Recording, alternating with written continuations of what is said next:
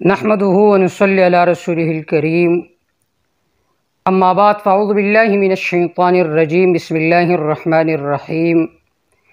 व मन युशाक़िक़िर रसूल मिन बअदि मा तबय्यन लहुल हुदा व यत्तबि' गैर सबीलिल मुअमिनीन नुवल्लिहि मा तवल्ला व नुस्लिहि जहन्नम व सअत मसीरा। व क़ाल तबारक व तआला फ़ी मक़ामिन आख़र वाअतसिमू बिहब्लिल्लाहि जमीअन वला तफ़र्रक़ू। अज़ीज़ानो, नन दा क्लिप ढेर द यो अहम और द मुहिमी खबरी मुतअल्लिक़ दे।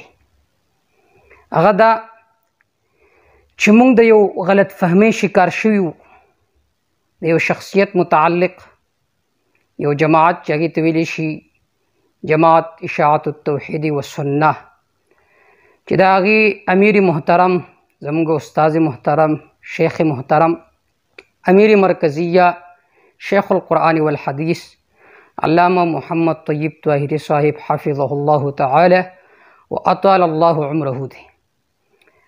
نو په اتفاق د تمامو مشایخو د یو شخصیت متعلق فتوا د انکار حدیث صادره شوې وه چې د شخصیت کې د انکار حدیث بوی ده. مونږ چونکې د غلط فهمۍ شکارو او قرآن هم دا وایي چې تحقیق پکار دی، مونږ چونکې هغه شخصیت سره نجی مجالس نه شوي، خبرې اترې نه وي شوي، زموږ په هغه فتوی باندې اعتماد نه و د انکار حدیث. کال یو نیم کال هغوی سره زموږ ناسته پاسته وشوه، نو موږ ته پته ولګېده زموږ شیوخو زموږ مشایخو چې کومه فتوا د دې شخصیت متعلق صادره کړل ده هغه فتوا منوعا صحیح ده. لہذا زموږ تمام علماء حق سره محبت ته مینه ده چې هغه څوک هم وي، خاص کر به مشایخ د جماعت اشاعت التوحید والسنه هغوی سره زموږ مینه او محبت دی. هغه مینه او محبت د دې وجې نه دی چې هغوی زموږ اساتذه دي، موږ د هغوی نه قرآن زده کړلی، زموږ رهبر دی شیخ القرآن علامه مولانا محمد طیب طاهري صاحب. ولې موږ د هغوی نه څه دنیوي مفاد نه حاصلو، بلکې موږ ته دا مفاد حاصل کړلی چې موږ ته قرآن مجید زده کړلی. دا زموږ دپاره لوی د فخر خبره ده. نو د هغوی هغه فتوا د هغه شخصیت متعلق چې کوم وه، مونږ چونکې شروع کې مونږ ته تحقیق نه و، بعد از تحقیق زه دا وایم او زما ټول ملګري مفتی اسد علي صاحب شو، مولانا سید عالم صاحب شو وغیرهم، هغوی ټولو په دې خبرې سره اتفاق دی چې دې شخصیت کې د انکار حدیث بوی ده. لہذا مونږ د جماعت اشاعت التوحید والسنه دې فتوی سره د اتفاق اظهار کوو. اور ټولو علماء سره زموږ مینه محبت دی، موږ د چا سپکاوی نه کوو، ټول موږ ته محترم دي. دویمه خبره ده چې د احادیثو په باب کې د دې شخصیت چې کم رای ده هغه داسې رای ده چې د سلف صالحینو د رای بالکل خلاف ده. لکه نږدې ورځو کې د متعی کلیپ تاسو واورید، ته دا هم کولی شي چې د هغې مناسب توجیه وکړه، تعویل وکړه، لیکن ته د هغه یوې مسئلې په اړه کې بخاري ته 70% منګړت وی، مسلم ته 70% منګړت وی، ابو داود ته 70% منګړت وی. دا د انصاف خبره نه ده، دا بې انصافي ده. بیا هم که ستا په یو مسئله کې تحقیق وي نو هغه تحقیق وکړه، لیکن د هغه تحقیق په اړه کې تمام احادیثو ته منګړت ویل دا غیر مناسب خبره ده. د سلف صالحینو چې کوم سمج دی هغه چې کله منځ نه لرې کړي ته هیڅ شی نشي ثابتولی، ته خپل قرآن هم نشي ثابتولی.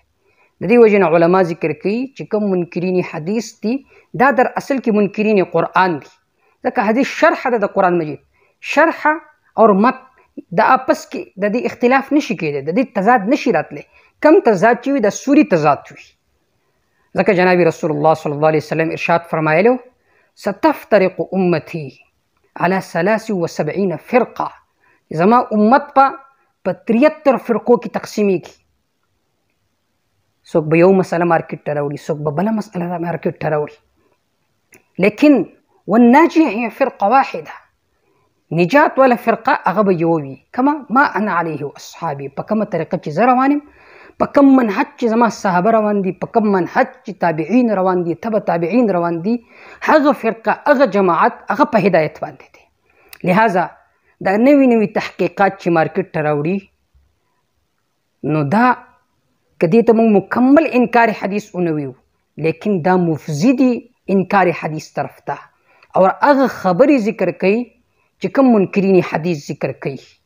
نو موږ به احادیث هغه به تلو په فهم د سلف صالحینو سره، نه کې په خپل عقل سره. کله چې په عقل سره موږ د قرآن او حدیث معارضه کوو، نو بیا به دا سبب د ګمراهۍ وي او دا به سبب وي انکار حدیث طرف ته.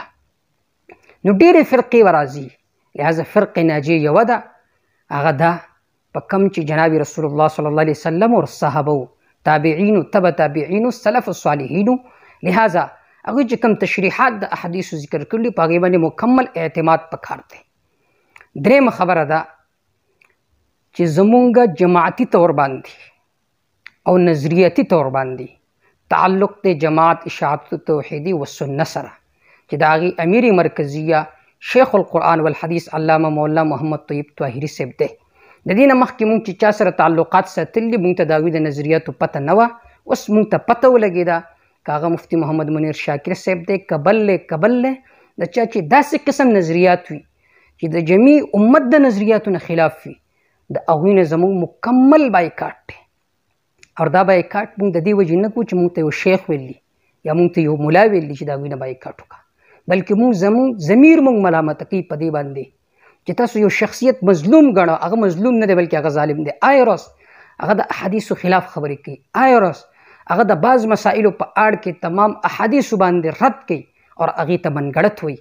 لہذا زموږ د امیر محترم د شیخ القرآن والحدیث علامه مولانا محمد طیب طاهري صاحب په امارت باندې مکمل اعتماد دی، او کم نظریات کم منشور چې د جماعت اشاعت التوحید و سنت دی، هغه زمونږ هم منشور دی. او څوک چې د هغې نظریاتو خلاف دی، نو هغه سره زمونږ هېڅ تعلق نشته.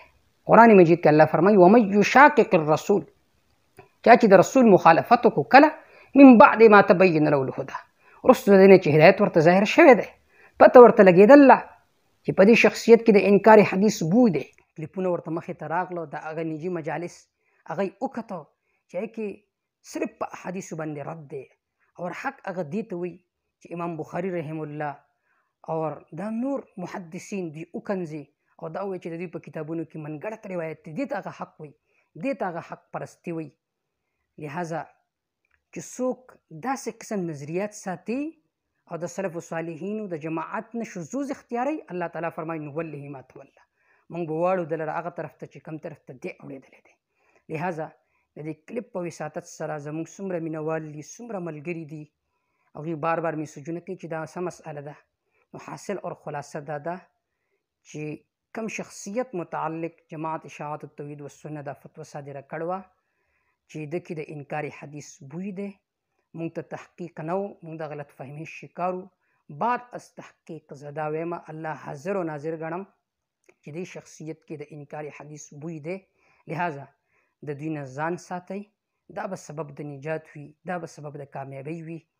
او د قرآن و حدیث زده کړه کوئ په فهم د سلف صالحینو سره. نوي نوي تحقیقات به مارکیټ ته راځي، لیکن تاسو به هغه رد کوئ په قرآن و سنت سره او په فهم د سلف صالحینو سره. وما توفیق الا بالله علیه توکلت و الیه